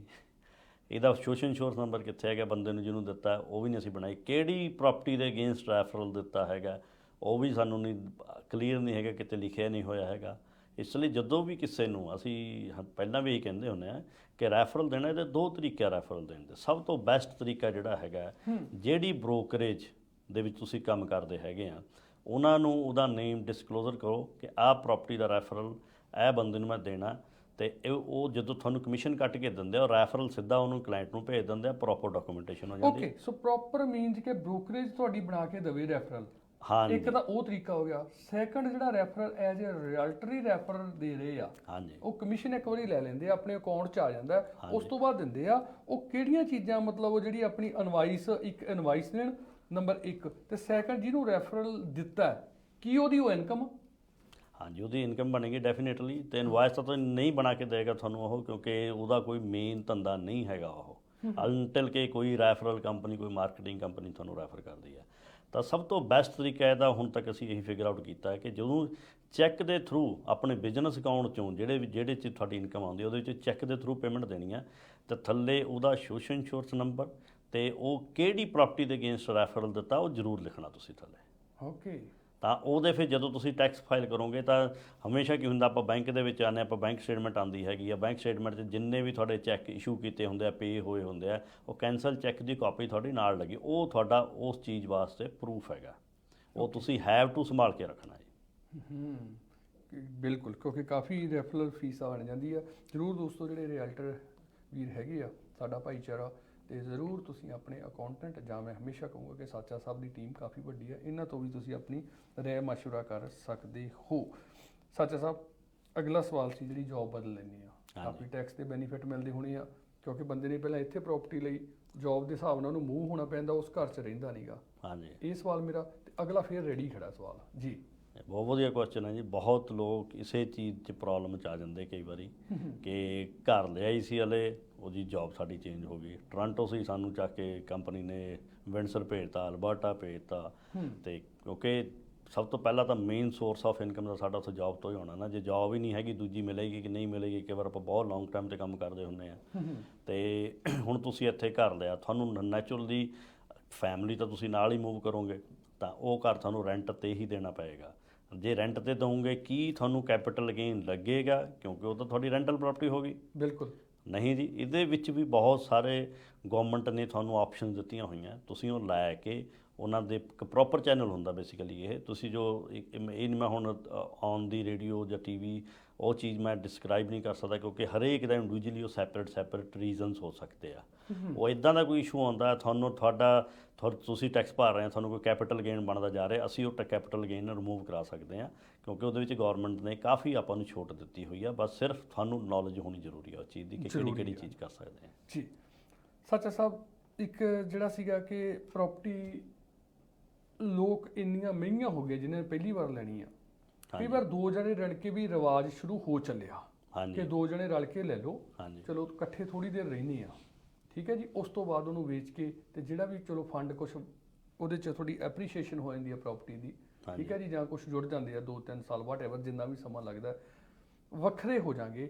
ਉਹ ਆਪਣੇ ਪਰਸਨਲ ਨਾਂ ਤੇ ਲਈ ਜਾਵੇ ਜੇ ਕੋਈ ਰਹਿਣ ਲਈ ਲੈਂਦਾ ਹੈ, ਤੇ ਕੁਛ ਲੋਕ ਉਹੀ ਪ੍ਰਾਪਰਟੀ, ਕਿਉਂਕਿ ਹਰ ਬੰਦੇ ਨੇ ਜਦੋਂ ਦੇਖਿਆ, ਮੈਂ ਤੁਸੀਂ ਜਾਂ ਜਿਹੜੇ ਵੀ ਬੰਦੇ ਆ ਉਹ ਕਹਿੰਦੇ ਕਿ ਮੇਰੇ ਕੋਲੇ ਕਾਫੀ ਕਾਲ ਆਉਂਦੀਆਂ, ਯਾਰ ਘਰੋਂ ਪ੍ਰੈਸ਼ਰ ਪੈ ਰਿਹਾ ਕਿ ਫਲਾਣੇ ਨੇ ਪ੍ਰਾਪਰਟੀ ਲਈ ਸੀ, ਉਹਨੇ ਪੈਸੇ ਬਣਾ ਲਏ, ਬਣੇ ਪਿਛਲੇ ਦਿਨਾਂ ਦੇ ਪੈਸੇ, ਮਤਲਬ ਸਾਲਾਂ 'ਚ ਨਹੀਂ ਬਣੇ ਜੀ, ਮਹੀਨਿਆਂ ਦੇ ਵਿੱਚ ਪੈਸੇ ਬਣੇ, ਵੀਕ ਦੇ ਵਿੱਚ ਲੋਕਾਂ ਨੂੰ ਪੈਸੇ ਬਣੇ। ਤੇ ਫਿਰ ਹਰ ਬੰਦੇ ਨੂੰ ਹੁੰਦਾ ਕਿ ਯਾਰ ਮੈਂ ਕਿਉਂ ਨਹੀਂ, ਤੇ ਇਕੱਲੇ ਕੋਲੇ ਕਈ ਵਾਰ ਉਹ ਕੈਪੈਸਿਟੀ ਨਹੀਂ ਹੁੰਦੀ, ਠੀਕ ਹੈ ਜੀ, ਉਹ ਰਲ ਕੇ ਪ੍ਰਾਪਰਟੀ ਲੈਣ, ਕਿ ਉਹ ਆਪਣੇ ਨਾਮ ਤੇ ਪ੍ਰਾਪਰਟੀ ਲੈਣ ਜਾਂ ਕਾਰਪੋਰੇਸ਼ਨ ਦੇ ਪ੍ਰਾਪਰਟੀ ਲੈਣ। ਦੋ ਸਵਾਲ ਇਕੱਠੇ ਕਰਦੇ ਜੀ। ਇਹ 'ਚ ਮੈਂ ਦੋਏ ਸਵਾਲਾਂ ਨੂੰ ਆਪਾਂ 4 ਸਵਾਲਾਂ 'ਚ ਵੀ ਡਿਵਾਈਡ ਕਰ ਸਕਦੇ ਹਾਂ ਜੀ। ਠੀਕ ਹੈ। ਪਹਿਲੀ ਗੱਲ ਤਾਂ ਜਦੋਂ ਅਸੀਂ ਪ੍ਰਾਪਰਟੀ ਲੈਂਦੇ ਇਕੱਠੇ ਹੋ ਕੇ, ਉਹ ਪ੍ਰਿੰਸੀਪਲ ਹਾਊਸ ਹੈਗਾ ਕਿ ਤੁਹਾਡੀ ਇਨਵੈਸਟਮੈਂਟ ਪ੍ਰਾਪਰਟੀ ਹੈਗੀ ਹੈ। ਜੇ ਤਾਂ ਤੁਹਾਡਾ ਪ੍ਰਿੰਸੀਪਲ ਹਾਊਸ ਹੈਗਾ, ਤੁਸੀਂ ਦੋ ਬੰਦਿਆਂ ਨੇ ਰਲ ਕੇ ਰਹੀ ਆ, ਤਾਂ ਮਸਟ ਵੀ ਤੁਸੀਂ ਉਸ ਘਰ ਦੇ ਵਿੱਚ ਰਹਿਣਾ ਹੀ ਪਏਗਾ। 1 ਸਾਲ ਗਵਰਨਮੈਂਟ ਦੀ ਕੰਡੀਸ਼ਨ ਹੈ, 1 ਸਾਲ ਘੱਟੋ ਘੱਟ ਉਸ ਘਰ 'ਚ ਰਹੋਗੇ ਤਾਂ ਹੀ ਤੁਸੀਂ ਪ੍ਰਿੰਸੀਪਲ ਹਾਊਸ ਦੀ ਐਗਜ਼ੈਂਪਸ਼ਨ ਲੈ ਸਕਦੇ ਹੈਗੇ ਆ। ਠੀਕ ਹੈ। ਹੁਣ ਇਹਦੇ ਵਿੱਚ ਇੱਕ ਦੂਸਰੀ ਚੀਜ਼ ਇੱਕ ਹੋਰ ਆ ਜਾਂਦੀ ਆ ਕਿ ਉਹ ਪ੍ਰਾਪਰਟੀ ਬਿਲਕੁਲ ਨਵੀਂ ਸੀ ਜਾਂ ਅਸੀਂ ਰੀਸੇਲ ਤੋਂ ਲਈ ਹੈਗੀ ਆ। ਜੇ ਨੈਚੁਰਲੀ ਜੇ ਬਿਲਕੁਲ ਨਵੀਂ ਸੀ ਤਾਂ ਅਸੀਂ CRA ਦੇ ਕੋਈ 24,000 ਤੋਂ ਲੈ ਕੇ 30,000 ਡਾਲਰ ਤੱਕ ਦੀ HST ਦੀ ਗ੍ਰਾਂਟ ਰਿਬੇਟ ਲੈ ਲੈਂਦੇ CRA ਤੋਂ। ਤੇ ਹੁਣ ਸਪੋਜ਼ ਕਰੋ ਇੱਕ ਬੰਦਾ ਉੱਥੇ ਜਾ ਕੇ ਰਹਿੰਦਾ, ਦੂਜਾ ਨਹੀਂ ਰਹਿੰਦਾ, ਤਾਂ ਜਿਹੜਾ ਬੰਦਾ ਰਹਿੰਦਾ ਉਹਨੂੰ ਤਾਂ 24,000 ਦੀ ਗ੍ਰਾਂਟ ਮਿਲ ਜਾਣੀ ਹੈ ਉਹ ਰਿਬੇਟ। ਉਹ ਜਿਹੜਾ ਨਹੀਂ ਰਹਿੰਦਾ ਉਹਨੂੰ 24,000 ਡਾਲਰ ਆਪਣੀ ਜੇਬ 'ਚੋਂ ਵੀ ਦੇਣਾ ਪੈ ਸਕਦਾ, ਕਿਉਂਕਿ ਉਹਦਾ ਪ੍ਰਿੰਸੀਪਲ ਹਾਊਸ ਨਹੀਂ ਹੋਇਆ, ਉਹਦੀ ਇਨਵੈਸਟਮੈਂਟ ਪ੍ਰਾਪਰਟੀ ਬਣ ਗਈ ਉਹ। ਇਸ ਲਈ ਤੁਹਾਨੂੰ ਮੀਨਸ ਜਿਹੜੇ ਦੋ ਜਣਿਆਂ ਨੇ ਰਲ ਕੇ ਲਿਆ, ਪ੍ਰਿੰਸੀਪਲ ਬਣਾਇਆ, ਇਹਦਾ ਮਤਲਬ ਐਡਰੈਸ ਵੀ ਦੋਨਾਂ ਦੇ ਹੋਣੇ ਚਾਹੀਦੇ ਆ ਉੱਥੇ। ਹਾਂਜੀ, ਪ੍ਰੂਫ ਹੋਣਾ ਚਾਹੀਦਾ। ਗਵਰਨਮੈਂਟ ਨੇ ਪੂਰੀ ਲਿਸਟ ਹੁੰਦੀ ਹੈ ਕਿ ਆਹ ਐਡਰੈਸ ਤੁਹਾਡੇ ਉੱਥੇ ਹੋਣੇ ਚਾਹੀਦੇ ਆ, ਟਰੈਕ ਕਰਨ ਨੂੰ ਕਰ ਸਕਦੇ ਆ ਉਹ। ਇਸ ਲਈ ਪ੍ਰੋਪਰ ਉਹਦੇ ਵਿੱਚ ਰਹੋ, ਸਾਲ ਰਹੋ ਉਹਦੇ ਵਿੱਚ, 2 ਸਾਲ ਰਹੋ, ਤੁਹਾਨੂੰ ਫੇਰ ਐਗਜ਼ੈਂਪਸ਼ਨ ਘੱਟੋ ਘੱਟ ਰਹਿਣ ਨਾਲ ਮਿਲੇਗੀ ਜੀ ਉਹਦੀ। ਠੀਕ ਹੈ, ਇਹ ਤਾਂ ਹੋ ਗਿਆ ਜੀ ਪ੍ਰਿੰਸੀਪਲ ਕਾਰ, ਦੋ ਬੰਦਿਆਂ ਨੇ ਲੈ ਲਿਆ। ਹੁਣ ਆ ਜਾਓ ਜੀ ਇਨਵੈਸਟਮੈਂਟ, ਕਿਉਂਕਿ ਇਨਵੈਸਟਮੈਂਟ ਬਹੁਤ ਹੋ ਰਹੀ ਆ। ਹਾਂਜੀ, ਹੁਣ ਇਨਵੈਸਟਮੈਂਟ ਦੇ ਵਿੱਚ ਵੀ ਹੈਗਾ ਕਿ ਸਾਡੇ ਕਾਰੋਬਾਰ ਕੀ ਹੈਗਾ ਜੀ। ਤੇ ਇੱਕ ਆਪਾਂ ਕਾਫੀ ਦੇਰ ਤੋਂ ਰੌਲਾ ਪਾਉਂਦੇ ਆ ਰਹੇ, ਹੋਲਡਿੰਗ ਕੰਪਨੀ ਖੋਲ ਲਓ, ਹੋਲਡਿੰਗ ਕੰਪਨੀ ਖੋਲ ਲਓ। ਸੁਣਿਆ ਹੁਣ ਆਪਾਂ ਨੇ, ਆਪਣੀ ਵੀ ਬੜੀ ਵਾਰੀ ਗੱਲ ਹੋਈ ਇਸ ਚੀਜ਼ ਦੇ ਉੱਤੇ। ਹੁਣ ਹੋਲਡਿੰਗ ਕੰਪਨੀ ਕੀ ਹੈਗੀ ਹੈ? ਜੇ ਤਾਂ ਸਾਡਾ ਬਿਜ਼ਨਸ ਹੈਗਾ, ਕੋਈ ਬਿਜ਼ਨਸ ਰਨ ਕਰ ਰਹੇ ਹੋ, ਚਾਹੇ ਅਸੀਂ ਸੈਲਫ ਇੰਪਲਾਇਡ ਇਨਕਮ ਆ ਰਹੀ ਹੈ ਜਾਂ ਬਿਜ਼ਨਸ ਕਰ ਰਹੇ ਹਾਂ, ਬਿਜ਼ਨਸ ਇਨਕਮ ਆ ਰਹੀ ਹੈ, ਅਸੀਂ ਉਹਦੇ ਵਿੱਚ ਟੈਕਸ ਪਲੈਨਿੰਗ ਆਪਾਂ ਨੂੰ ਕਰਕੇ ਦੇਖਣੀ ਪਏਗੀ ਕਿ ਸਾਨੂੰ ਟੈਕਸ ਕਿਸ ਤਰੀਕੇ ਨਾਲ ਸੇਵਿੰਗ ਹੁੰਦਾ ਜ਼ਿਆਦਾ ਜੀ। ਅਸੀਂ ਬਾਏ ਨੇਮ ਵੀ ਲੈ ਸਕਦੇ ਹਾਂ ਤੇ ਅਸੀਂ ਬਿਜ਼ਨਸ ਦੇ ਨਾਂ 'ਤੇ ਲੈ ਸਕਦੇ ਹਾਂ ਜੀ। ਠੀਕ ਹੈ, ਉਹਦੇ ਵਿੱਚ ਜੇ ਬਾਈ ਨੇਮ ਲੈਂਦੇ ਹਾਂ, ਸਪੋਜ਼ ਕਰੋ ਆਪਾਂ ਜੌਬਸ ਵਗੈਰਾ ਕਰਦੇ ਹਾਂ, ਦੋਨੋਂ ਬੰਦੇ ਜੌਬ ਕਰਦੇ ਆ, ਬਾਈ ਨੇਮ ਲੈ ਲਈ, ਦੈਟਸ ਓਕੇ। ਜੋ ਵੀ ਉਹਦੇ ਵਿੱਚ ਗੇਨ ਆਏਗਾ, ਉਹ ਗੇਨ ਤੁਹਾਡਾ ਪਰਸਨਲ ਸਾਈਡ 'ਤੇ ਕੈਪੀਟਲ ਗੇਨ ਟੈਕਸ ਦੇ ਵਿੱਚ ਬਣ ਜਾਏਗਾ ਜਦੋਂ ਤੁਸੀਂ ਉਹਨੂੰ ਸੈੱਲ ਕਰੋਗੇ, ਜਿੰਨਾ ਹੋਏਗਾ। ਪਲੱਸ ਜਿਹੜੇ ਵੀ ਐਕਸਪੈਂਸ ਤੁਸੀਂ ਕੀਤੇ ਉਹਦੇ ਉੱਤੇ, ਜਿੱਦਾਂ ਕੋਈ ਲੈਂਡ ਟਰਾਂਸਫਰ ਪੇ ਕੀਤਾ, ਰੀਅਲ ਏਸਟੇਟ ਦਾ ਕਮਿਸ਼ਨ ਪੇ ਕੀਤਾ, ਉਹ ਲੈਸ ਹੋਣ ਤੋਂ ਬਾਅਦ ਜੋ ਬਚੇਗਾ ਉਹਦਾ 50% ਕੈਪੀਟਲ ਗੇਨ ਦੋਨਾਂ ਨੂੰ ਡਿਵਾਈਡ ਹੋ ਕੇ ਆ ਜਾਏਗਾ ਜੀ। ਸਪੋਜ਼ ਕਾਰਪੋਰੇਸ਼ਨ ਤੇ ਕਿਸੇ ਨੇ ਇਨਵੈਸਟਮੈਂਟ ਲਈ ਪ੍ਰਾਪਰਟੀ ਲਈ ਹੈ ਜੀ। ਹਾਂਜੀ, ਜਿਹੜੇ ਘਰ ਪੁਰਾਣਾ ਕੋਈ ਲਿਆ ਜੀ, ਉਹਦੇ ਤੇ ਕੀ ਉਹਨਾਂ ਨੂੰ HST ਦੇਣੀ ਪਊਗੀ ਜਾਂ ਇਨਕਲੂਡ HST ਹੋਊਗੀ? ਔਰ ਆਫਟਰ ਜਿਹੜਾ ਉਹਨਾਂ ਨੂੰ ਪ੍ਰੋਫਿਟ ਹੁੰਦਾ ਹੈ, ਠੀਕ ਹੈ ਜੀ, ਕੀ ਉਸ ਭਾਗ ਤੇ ਵੀ ਬਾਅਦ ਦੇ ਵਿੱਚ HST ਦੇਣੀ ਪਊਗੀ ਜਾਂ HST ਗਵਰਨਮੈਂਟ ਤੋਂ ਦੇ ਕੇ ਲੈ ਕੇ ਅਗੇਨ ਵਾਪਸ ਕਰਨੀ ਪਊ? ਇਹ ਦੋ ਤਿੰਨ ਗੁੰਝਲਦਾਰ ਜਿਹੇ ਸਵਾਲ ਆ। ਦੇਖੋ ਜੀ, ਇਹਦੇ ਵਿੱਚ ਜਿਹੜਾ ਪੁਰਾਣਾ ਘਰ ਅਸੀਂ ਰੀਸੇਲ ਕਰਦੇ ਹੈਗੇ ਆ, ਸਪੋਜ਼ ਸਾਡਾ ਮੇਜਰ ਬਿਜ਼ਨਸ ਨਹੀਂ ਹੈਗਾ ਇਹ, ਅਸੀਂ ਸਿਰਫ ਇਨਵੈਸਟਮੈਂਟ ਪਰਪਸ ਵਾਸਤੇ ਇੱਕ ਘਰ ਲਿਆ, ਸਾਲ 2 ਸਾਲ ਰੱਖਿਆ, ਉਸ ਤੋਂ ਬਾਅਦ ਅਸੀਂ ਉਹਨੂੰ ਸੈੱਲ ਕਰਤਾ, ਠੀਕ ਹੈ ਨਾ। ਪੁਰਾਣੇ ਰੀਸੇਲ ਕਰਤੇ ਕੋਈ HST ਨਹੀਂ ਹੁੰਦੀ ਹੈਗੀ, ਠੀਕ ਹੈ। ਤੇ ਸਿਰਫ ਜਿੰਨਾ ਉਹਦਾ 50% ਉਹਦਾ ਗੇਨ ਹੈਗਾ, ਉਹ ਉਹਦੇ ਵਿੱਚ ਕਾਰਪੋਰੇਸ਼ਨ ਦੇ ਵਿੱਚ ਜੇ ਤੁਸੀਂ ਲੈਂਦੇ ਆ ਤਾਂ ਤੁਸੀਂ ਕਾਰਪੋਰੇਸ਼ਨ ਉਹਨਾਂ ਟੈਕਸ ਪੇ ਕਰਕੇ ਤੇ ਤੁਸੀਂ ਆਪਣੇ ਆਪ ਨੂੰ ਇਨਕਮ ਕੱਢ ਸਕਦੇ ਆ। ਕੋਈ HST ਵਾਲਾ ਚੱਕਰ ਨਹੀਂ। HST ਸਿਰਫ ਤੇ ਸਿਰਫ ਨਵਿਆਂ 'ਚ ਹੁੰਦੀ ਆ, ਜਾਂ ਦੂਸਰੀ ਚੀਜ਼, ਤੇ ਜੇ ਸਾਡਾ ਮੇਨ ਕੰਮ ਹੀ ਬਿਜ਼ਨਸ ਹੈਗਾ ਇਹ, ਠੀਕ ਹੈ ਜੀ, ਕਿ ਅਸੀਂ ਬਿਜ਼ਨਸ ਕਰ ਰਹੇ ਹਾਂ, ਘਰ ਲਈ ਜਾਂਦੇ, ਵੇਚੀ ਜਾਂਦੇ, ਲਈ ਜਾਂਦੇ, ਵੇਚੀ ਜਾਂਦੇ, ਫਿਰ ਇਹ ਜਿਹੜੀ ਇਹ ਪ੍ਰੋਪਰਟੀਜ਼ ਹੈਗੀਆਂ ਨਾ, ਇਹ ਐਸੈਟ ਨਹੀਂ ਹੋਗੀ, ਤੁਹਾਡੀ ਇਨਵੈਂਟਰੀ ਹੋਗੀ। ਜਿੱਦਾਂ ਅਸੀਂ ਬਿਜ਼ਨਸ ਕਰ ਰਹੇ ਹਾਂ, ਕੋਈ ਇਨਵੈਂਟਰੀ ਪਈ, ਉਹਨੂੰ ਸੈੱਲ ਕੀਤਾ, ਤੇ ਉਹ ਤੁਹਾਡਾ ਨੈਚੁਰਲੀ ਬਿਜ਼ਨਸ ਹੈਗਾ ਉਹ, ਤਾਂ ਉਹਦੇ 'ਤੇ ਜਿਹੜਾ ਗੇਨ ਹੁੰਦਾ, ਸਿਰਫ ਜਿਹੜਾ ਗੇਨ ਹੁੰਦਾ, ਉਹ ਬਿਜ਼ਨਸ ਇਨਕਮ ਟਰੀਟ ਹੋ ਸਕਦੀ ਹੈ। ਕਿਉਂਕਿ ਇਹ ਸੱਤ ਸਾਹਿਬ ਕਾਫੀ ਹੋ ਰਿਹਾ ਹੈ। ਹਾਂਜੀ, ਠੀਕ ਹੈ ਜੀ, ਕਾਫੀ ਹੋ ਰਿਹਾ ਹੈ।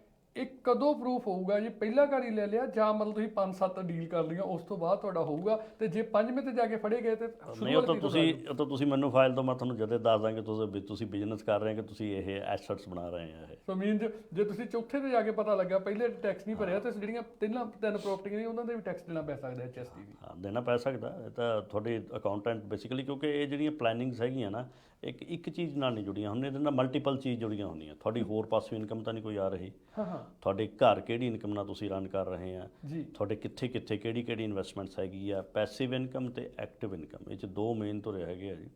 ਐਕਟਿਵ ਇਨਕਮ, ਅਸੀਂ ਐਕਟਿਵ ਹੋ ਕੇ, ਜਿੱਦਾਂ ਰੈਲਟਰ ਆ ਕੋਈ ਐਕਟਿਵ ਹੋ ਕੇ ਕੰਮ ਕਰ ਰਿਹਾ, ਤਾਂ ਐਕਟਿਵ ਇਨਕਮ ਜਨਰੇਟ ਕਰ ਰਿਹਾ। ਨਾਲ ਦੀ ਨਾਲ ਉਹ ਇੱਕ ਘਰ ਲਿਆ ਤੇ 2 ਸਾਲ ਬਾਅਦ ਵੇਚਦਾ, ਸਾਲ ਬਾਅਦ ਵੇਚਦਾ, ਉਹ ਪੈਸਿਵ ਇਨਕਮ ਹੋ ਗਈ ਜੀ। ਸੋ ਦੋਸਤੋ ਜ਼ਰੂਰ, ਕਿਉਂਕਿ ਜਿਹੜਾ ਇਹ ਨਾ ਪੂਰਾ ਤਾਲਮੇਲ ਆ, ਇੱਕ ਰੀਅਲਟਰ, ਅਕਾਊਂਟੈਂਟ ਤੇ ਲਾਇਰ, ਤਿੰਨੇ ਚੀਜ਼ਾਂ ਦਾ ਇੱਕ ਤਾਲਮੇਲ ਆ। ਕਿਉਂਕਿ ਰੀਅਲਟਰ ਦੀ ਜਿਹੜੀ ਜੌਬ ਬਣ ਜਾਂਦੀ ਹੈ, ਜਿਹੜੀਆਂ ਬੇਸਿਕ ਚੀਜ਼ਾਂ ਦਾ ਤੁਹਾਨੂੰ ਉਹਨੇ ਦੱਸਣ ਦਾ ਦੀ ਜੌਬ ਆ, ਉਹਨੇ ਪੜ੍ਹਿਆ, ਉਹਨੂੰ ਪੜ੍ਹਾਇਆ ਗਿਆ, ਉਹਨੂੰ ਜਿਹੜੀਆਂ ਸਾਡੀ ਰੀਕੋ ਆ ਉਹ ਦੱਸਦੀ ਹੈ ਕਿ ਭਾਈ ਤੁਸੀਂ ਆਹ ਕਰੋ, ਜੇ ਕੁਝ ਗਲਤ ਕਰੋਗੇ। ਉਸ ਤੋਂ ਬਾਅਦ ਨਾਲ ਦੀ ਨਾਲ ਅਕਾਊਂਟੈਂਟ ਦੀ ਜੌਬ ਆ, ਜਿਹੜੀ ਇਨਕਮ ਬਣਦੀ ਹੈ, ਕਿਸ ਤਰ੍ਹਾਂ ਟੈਕਸ ਦੇਣਾ ਹੈ। ਤੁਹਾਡਾ ਲਾਇਰ ਦੀ ਜੌਬ ਆ। ਪਲੀਜ਼ ਜਦੋਂ ਇਹ ਸਾਰਾ ਕੁਝ ਕਰਦੇ ਆ, ਜ਼ਰੂਰ ਜਿਹਦਾ ਪੋਰਸ਼ਨ ਹੈਗਾ, ਉਹ ਤਿੰਨਾਂ ਨੂੰ ਤਾਲਮੇਲ ਕਰਕੇ ਫਿਰ ਹੀ ਤੁਸੀਂ ਇਨਵੈਸਟਮੈਂਟ ਕਰਨੀ ਆ। ਸੱਚਾ ਸਾਹਿਬ, ਇਸ ਤੋਂ ਸਿਵਾਏ ਹੁਣ ਸਮਾਂ ਆ ਗਿਆ ਟੈਕਸ ਦਾ ਭਰਨਾ। ਹਾਂਜੀ, ਸ਼ੁਰੂਆਤ ਹੋ ਗਈ ਜੀ, ਫਰਵਰੀ ਆ ਗਈ। ਫਰਵਰੀ ਮਾਰਚ ਤੋਂ ਜ਼ਿਆਦਾ ਰੌਲਾ ਜਿਹਾ ਪੈਣਾ ਸ਼ੁਰੂ ਹੁੰਦਾ ਆਮ ਪਰਸਨਲ ਦਾ। ਹਾਂ, ਪਰਸਨਲ ਦਾ ਮਾਰਚ ਤੋਂ ਸ਼ੁਰੂ ਹੋ ਜਾਂਦਾ ਜੀ। ਠੀਕ ਹੈ। ਤੇ ਮਾਰਚ ਅਪ੍ਰੈਲ 2 ਮਹੀਨੇ ਪਰਸਨਲ ਟੈਕਸ ਦੇ ਹੁੰਦੇ ਆ। ਤੇ ਪਲੱਸ ਕਈ ਵਾਰੀ ਹੁੰਦਾ ਕਿ ਅਸੀਂ ਇੱਕ ਬੰਦਾ ਜਿਹਦਾ ਸੈਲਫ ਇੰਪਲਾਇਡ ਹੈਗਾ ਫੈਮਿਲੀ ਦਾ, ਦੂਜਾ T4 ਵਰਕਿੰਗ ਕਰ ਰਿਹਾ ਹੈ, ਤਾਂ ਉਹਨਾਂ ਦੀ ਡੈਡਲਾਈਨ ਹਮੇਸ਼ਾ 15 ਜੂਨ ਹੁੰਦੀ ਸੈਲਫ ਇੰਪਲਾਇਡ ਦੀ। ਤਾਂ ਦੂਜੇ ਬੰਦੇ ਦੀ ਵੀ, ਜਿਹੜਾ ਬੰਦਾ T4 ਤੇ ਕੰਮ ਕਰ ਰਿਹਾ, ਤੁਹਾਡਾ ਫੈਮਿਲੀ, ਤੁਹਾਡਾ ਸਪਾਊਸ ਜਿਹੜਾ ਹੈਗਾ, ਤਾਂ ਉਹਦੀ ਵੀ ਡੈਡਲਾਈਨ 15 ਜੂਨ ਹੀ ਹੋ ਜਾਂਦੀ ਆ। ਬਟ ਟੈਕਸ ਤੁਸੀਂ 30 ਅਪ੍ਰੈਲ ਤੱਕ ਜਿਹੜਾ ਗਵਰਨਮੈਂਟ ਨੂੰ ਬਣਦਾ ਉਹ ਪੇ ਕਰ ਦੇਣਾ ਹੈਗਾ। ਰਿਟਰਨ ਫਾਈਲਿੰਗ ਦੀ 15 ਜੂਨ ਤੱਕ ਰਿਟਰਨ ਫਾਈਲ ਕਰ ਸਕਦੇ ਹਾਂ। ਠੀਕ ਹੈ ਜੀ। ਸੋ ਕਾਫੀ ਕੁਝ ਕਵਰ ਕਰਤਾ। ਤੁਹਾਨੂੰ ਲੱਗਦਾ ਵੈਸੇ ਤਾਂ ਕਾਫੀ ਕੁਝ ਹੀ 2 ਮਹੀਨਿਆਂ 'ਚ ਬਦਲਾਅ ਚੇਂਜ ਹੋਏ ਆ। ਤੁਹਾਨੂੰ ਹੋਰ ਕੁਝ ਲੱਗਦਾ ਕਿ ਆਪਾਂ ਇਸ 'ਤੇ ਵੀ ਗੱਲ ਕਰਨੀ ਆ? 2-3 ਪੁਆਇੰਟ ਦੀ ਤੁਹਾਨੂੰ ਲੱਗਦਾ ਉੱਤੇ ਵੀ ਕਰ ਲਈਏ? ਹਾਂਜੀ, ਮੈਂ ਦੂਸਰੀਆਂ ਚੀਜ਼ਾਂ ਕਾਮ ਬੇਸਿਕ ਜਿਹੀਆਂ ਬੜੀਆਂ ਚੀਜ਼ਾਂ ਆਉਂਦੀਆਂ ਹੁੰਦੀਆਂ, ਜਿੱਦਾਂ ਹੁਣ ਡੈਡਲਾਈਨ ਆ ਰਹੀ ਆ RRSP ਦੀ। ਹਾਂ, RRSP ਦੀ ਡੈਡਲਾਈਨ ਹੈਗੀ ਆ ਮਾਰਚ 1। ਦੇਖੋ ਹੁਣ ਕਿ ਬੈਨੀਫਿਟ ਕਿੱਥੇ ਹੁੰਦਾ, ਤੁਸੀਂ ਆਉਨੇ ਬਹੁਤ ਮਿਹਨਤ ਕਰਦੇ, ਇਨਕਮ ਜ਼ਿਆਦਾ ਹੁੰਦੀ, ਗਵਰਨਮੈਂਟ ਤੁਹਾਡਾ ਟੈਕਸ ਲੈ ਜਾਂਦੀ ਆ। ਠੀਕ ਹੈ ਜੀ। ਤੇ ਅਸੀਂ ਤਾਂ ਘਰ ਵੀ ਨਹੀਂ ਲਿਆ ਹੈਗਾ, ਤਾਂ ਗਵਰਨਮੈਂਟ ਕਹਿੰਦੀ ਹੈ ਕਿ RRSP ਅਕਾਊਂਟ 'ਚ ਤੁਸੀਂ $35,000 ਤੱਕ, ਜੇ ਤੁਹਾਡਾ RRSP ਰੂਮ ਹੈਗਾ, ਉਹ 'ਚ ਤੁਹਾਡਾ ਅਕਾਊਂਟੈਂਟ ਚੈੱਕ ਕਰਕੇ ਦੱਸ ਸਕਦਾ, ਜਾਂ ਤੁਸੀਂ ਆਪਣਾ ਪਿਛਲੇ ਸਾਲ ਦਾ ਨੋਟਿਸ ਅਸੈਸਮੈਂਟ ਦੇਖ ਕੇ ਵੀ ਕਰ ਸਕਦੇ ਹੋ। $35,000 ਤੱਕ ਤੁਸੀਂ RRSP ਦੇ ਵਿੱਚ ਪਾਓਗੇ, ਤਾਂ ਤੁਸੀਂ ਜਦੋਂ ਵੀ ਪਹਿਲੀ ਵਾਰੀ ਘਰ ਲੈਣਾ, 35,000 ਤੁਸੀਂ ਤੇ 35,000 ਤੁਹਾਡੇ ਸਪਾਊਸ, $70,000 ਪਾ ਕੇ ਤੁਸੀਂ ਉਹਦੇ 'ਤੇ ਟੈਕਸ ਸੇਵਿੰਗ ਕਰ ਲਈ ਆ। ਤੁਸੀਂ ਚਾਹੇ 2 ਸਾਲ 'ਚ ਕੰਟਰੀਬਿਊਟ ਕੀਤਾ। ਹਾਂ, ਇਹਦੀ ਇੱਕੋ ਹੀ ਕੰਡੀਸ਼ਨ ਹੁੰਦੀ ਆ ਕਿ 90 ਦਿਨ ਪਹਿਲਾਂ ਤੱਕ ਦਾ ਕੰਟਰੀਬਿਊਸ਼ਨ ਹੋਮ ਬਾਇਰ ਪਲਾਨ 'ਚ ਕੰਸੀਡਰ ਹੁੰਦਾ। ਜੇ ਤੁਸੀਂ ਕਹੋ ਅੱਜ ਪਾ ਤਾਂ ਕੱਲ੍ਹ ਨੂੰ ਮੈਂ ਕਢਾ ਲਵਾਂ, ਉਹ ਕੰਸੀਡਰ ਨਹੀਂ ਹੁੰਦਾ ਹੈਗਾ ਜੀ। 90 ਦਿਨ ਦਾ ਗੈਪ? 90 ਦਿਨ ਦਾ ਗੈਪ ਹੋਣਾ ਬਹੁਤ ਜ਼ਰੂਰੀ ਹੈ ਜੀ। ਠੀਕ ਹੈ। ਸੋ ਇਹ RRSP ਜਿਹਦੀ ਲਾਸਟ ਡੇਟ ਮਾਰਚ 1 ਆ। ਸਪੋਜ਼ ਕਰੋ ਜੇ ਤੁਸੀਂ ਇਸ ਸਾਲ ਆਪਣਾ ਘਰ ਲੈਣ ਦਾ ਕੋਈ ਪ੍ਰੋਗਰਾਮ ਕਰ ਰਹੇ ਹੈਗੇ ਆ, ਤਾਂ ਤੁਸੀਂ ਸਪੋਜ਼ ਕਰੋ ਜੂਨ, ਜੁਲਾਈ, ਅਗਸਤ 'ਚ ਤੁਹਾਨੂੰ ਲੱਗ ਰਿਹਾ ਕਿ ਕਲੋਜ਼ਿੰਗ ਕਰਨੀ ਹੈਗੀ ਘਰ ਦੀ, ਤਾਂ ਤੁਸੀਂ ਹੁਣ ਲੈ ਕੇ ਉਹਦਾ ਟੈਕਸ ਦੇ ਵਿੱਚ ਬ੍ਰੇਕ ਲੈ ਕੇ, ਹੁਣ ਦੇਖੋ ਟੈਕਸ ਕਿੱਡੀ ਵੱਡੀ ਬ੍ਰੇਕ ਆ ਜੀ। ਐਵਰੇਜ ਬੰਦਾ ਜੇ ਹੁਣ 50, 60, 70 ਹਜ਼ਾਰ ਜਾਂ 80 ਹਜ਼ਾਰ ਦੀ ਸੈਲਰੀ ਕਿਸੇ ਦੀ ਹੈਗੀ ਆ, ਤਾਂ 30% ਵੀ ਉਹਨੂੰ ਟੈਕਸ ਬਚਾ ਲਿਆ, ਤਾਂ ਤੁਸੀਂ 10,000 ਤੇ $3,000 ਟੈਕਸ ਹੋ ਗਿਆ। ਜੇ 30,000 ਵੀ ਪਾਇਆ ਤਾਂ 9,000 ਹੋ ਗਿਆ। 9,000 ਤੁਸੀਂ ਬਚਾਇਆ ਤੇ 9,000 ਤੁਹਾਡੇ ਸਪਾਊਸ ਨੂੰ, 9 ਦੂਣੀ $18,000, ਤਾਂ ਈਜ਼ੀਲੀ ਟੈਕਸ ਤੁਹਾਡਾ ਸੇਵ ਹੋ ਸਕਦਾ ਹੈਗਾ। ਤੇ ਕਿੰਨਾ ਕੈਸ਼ ਫਲੋ ਕਿੰਨਾ ਵੱਧ ਜਾਏਗਾ ਤੁਹਾਨੂੰ ਉਸ ਚੀਜ਼ ਦਾ। ਤੇ ਤੁਸੀਂ ਇਹ ਰਿਟਰਨ ਕਰਨਾ ਹੁੰਦਾ ਬੇਸਿਕਲੀ। ਇਹ ਹੈਗਾ ਕਿ ਤੁਸੀਂ ਰਿਟਾਇਰਮੈਂਟ 'ਚ ਪੈਸੇ ਕੱਢੇ ਆ ਤੇ ਉਹਦੇ ਵਿੱਚ ਦੁਬਾਰਾ ਪਾਉਣੇ ਪੈਂਦੇ, ਪਰ ਪਾਉਣੇ ਤੁਸੀਂ ਰਾਈਟ ਵੇ ਨਹੀਂ ਹੈਗੇ, ਇਹਨੂੰ ਟੈਕਸ ਡੈਫਰੀ ਕਰਨਾ 15 ਸਾਲ ਦੇ ਵਿੱਚ ਰਿਟਰਨ ਬੈਕ ਕਰਨਾ ਤੁਸੀਂ ਅਕਾਊਂਟ ਦੇ ਵਿੱਚ, ਨਹੀਂ ਤਾਂ ਤੁਹਾਡੀ ਹਰ ਸਾਲ ਉਹਨੂੰ ਡਿਵਾਈਡਡ ਬਾਏ 15 ਕਰਕੇ ਇਨਕਮ ਬਣਦਾ ਜਾਵੇਗਾ ਜੀ। ਜੀ। ਤੇ ਚਲੋ ਉਹ ਤਾਂ ਕਾਫੀ ਅੱਗੇ ਆ ਜਾਂਦੀਆਂ ਵੀ ਕਿੰਨੇ ਤੁਸੀਂ ਕਢਾ ਸਕਦੇ ਹੋ, ਕਦੋਂ ਕਢਾਉਣੇ ਆ, ਟੈਕਨੀਕਲ ਆ ਜਾਂਦੀ ਆ ਕਿ ਜਦੋਂ ਤੁਹਾਡੀ ਇਨਕਮ ਘੱਟ ਆ ਉਹਦੇ ਚੋਂ ਕਢਾ ਲਓ, ਜਦੋਂ ਤੁਹਾਡੀ ਵੱਧ ਆ ਉਦੋਂ ਪਾ ਲਓ, ਹੈ ਨਾ। ਸੋ ਕਾਫੀ ਕੁਛ ਇਹ ਪਲੈਨਿੰਗ ਦੇ ਨਾਲ ਹੀ ਜਿਹੜੀ ਦਸਾਂ ਦੀ ਕਿਰਤ ਕਰਦੇ ਤਾਂ ਹੀ ਬਚਦੀ ਆ। ਤੇ ਜਿਹੜੇ ਹਿਸਾਬ ਨਾਲ ਟੈਕਸ ਆ ਤੇ ਮੈਨੂੰ ਲੱਗਦਾ ਜੀ ਖਰਚੇ ਵੱਧ ਗਏ, ਟੈਕਸ ਵੱਧ ਗਿਆ, ਬੰਦਾ ਪਹਿਲਾਂ ਇੱਥੋਂ ਤੱਕ ਭਰਾਈ ਗਲੇ ਤੱਕ, ਮੈਨੂੰ ਲੱਗਦਾ ਹੁਣ ਤਾਂ ਮੂੰਹ ਤੱਕ ਹੀ ਭਰ ਗਿਆ ਜੀ। ਨਹੀਂ, ਟੈਕਸ ਲਾਇਬਿਲਿਟੀ ਬਹੁਤ ਵੱਡੀ ਲਾਇਬਿਲਿਟੀ ਹੈ, ਸਪੈਸ਼ਲੀ ਅਸੀਂ ਸੈਲਫ ਇੰਪਲਾਇਡ ਨੂੰ ਦੇਖ ਰਹੇ ਹੁੰਦੇ ਹਾਂ ਕਿ ਸੈਲਫ ਇੰਪਲਾਇਡ 13% HST ਆ ਗਈ, ਕਾਰਪੋਰੇਸ਼ਨ ਟੈਕਸ ਆ ਗਿਆ, ਚ ਪੇਰੋਲ ਟੈਕਸਿਸ ਆ ਗਏ ਆ, ਕਾਫੀ ਟੈਕਸਿਸ ਆ। ਲਾਇਬਿਲਿਟੀ ਤੁਹਾਡੀ ਡੇ ਬਾਏ ਡੇ ਵੱਧਦੀ ਹੈ ਇਹ। ਤੇ ਜੇ ਇਹਨੂੰ ਟਾਈਮ ਦੇ ਹਿਸਾਬ ਨਾਲ ਇਹਨੂੰ ਨਾਲ ਦੀ ਨਾਲ ਤੁਸੀਂ ਪੇ ਕਰੀ ਜਾਓਗੇ ਤਾਂ ਅਸੀਂ ਕਹਿੰਦੇ ਹਾਂ ਕਿ ਤੁਸੀਂ ਜਦੋਂ ਬਿਜ਼ਨਸ ਓਪਨ ਕਰਦੇ ਆ, ਕਾਰਪੋਰੇਸ਼ਨ ਵੀ ਖਿਲਾਉਣ ਜਾਂਦੇ ਆ, ਜਦੋਂ ਤੁਸੀਂ ਸਾਨੂੰ ਮਾਡਲ ਦੱਸ ਦਿੰਦੇ ਆ ਕਿ ਆਹ ਮਾਡਲ ਆਏਗਾ, ਅਸੀਂ ਤੁਹਾਨੂੰ ਪਹਿਲਾਂ ਹੀ ਕੰਟੈਕਟ ਕਰਕੇ ਈਮੇਲ ਦੇ ਜ਼ਰੀਏ ਜਾਂ ਫੋਨ ਕਰਕੇ ਤੁਹਾਨੂੰ ਪਹਿਲਾਂ ਹੀ ਗਾਈਡ ਕਰੀ ਜਾਂਦੇ ਆ ਵੀ ਆਹ ਡਿਪਾਰਟਮੈਂਟ ਆ, ਵਾਹ ਪੈਣਾ ਦੀ ਆਹ ਰਿਕੁਆਇਰਮੈਂਟ ਆ, ਤੁਸੀਂ ਹੁਣ ਆ ਜਾਓ ਸਾਡੇ ਕੋਲ। ਤੇ ਉਹ ਤੁਸੀਂ ਸਟਾਰਟਿੰਗ ਦੇ ਵਿੱਚ ਹੀ ਅਵੇਅਰ ਹੋ ਜਾਂਦੇ ਆ। ਹੁਣ ਤੁਸੀਂ ਦੇਖਿਆ ਕਈ ਵਾਰ ਅਸੀਂ ਦੇਖ ਰਹੇ ਹੁੰਦੇ ਕਿ ਬੰਦੇ ਨੇ ਕੰਪਨੀ ਖੋਲ੍ਹ ਲਈ ਜੀ, ਬਿਜ਼ਨਸ ਕਰਨਾ ਸੀ, ਮੁੜ ਕੇ ਜਦੋਂ ਬਿਜ਼ਨਸ ਬਾਏ ਕਰਨ ਜਾਂਦੇ ਹੈਗੇ ਆ HST ਨੰਬਰ ਹੁੰਦਾ ਨਹੀਂ ਹੈਗਾ, ਤੇ ਉਹ ਰਾਈਟ ਵੇ ਤਾਂ ਤੁਹਾਨੂੰ ਕਈ ਵਾਰ ਚੀਜ਼ਾਂ ਅਵੇਲੇਬਲ ਵੀ ਨਹੀਂ ਹੁੰਦੀਆਂ। ਇਸ ਲਈ ਪਹਿਲਾਂ ਜਦੋਂ ਬਿਜ਼ਨਸ ਕਰਨਾ ਪ੍ਰੋਪਰ ਬਿਜ਼ਨਸਮੈਨ ਦੇ ਤਰੀਕੇ ਨਾਲ ਤਿਆਰੀ ਕਰਕੇ ਚੱਲੋ ਉਸ ਚੀਜ਼ ਦੀ। ਬਿਲਕੁਲ ਠੀਕ ਹੈ ਸੱਚਾ ਸਾਹਿਬ, ਬਿਲਕੁਲ ਠੀਕ ਹੈ। ਅਸਾਈਨਮੈਂਟ ਸੇਲ ਵੀ ਕਾਫੀ ਵੱਧਦੀਆਂ, ਕਾਫੀ ਜ਼ਿਆਦਾ। ਸੋ ਰੀਅਲਟਰ ਦੀ ਜੋਬ ਆ ਕਿ ਉਹ ਜੇ ਉਹਨੂੰ ਕੋਈ ਕਹਿੰਦਾ ਵੇਚਣਾ ਤੇ ਉਹ ਘਰ ਵੇਚ ਦਿੰਦਾ ਹੈ, ਜਿਹਨੂੰ ਕੋਈ ਕਹਿੰਦਾ ਲੈਣਾ ਤੇ ਲੈ ਦਿੰਦਾ ਹੈ।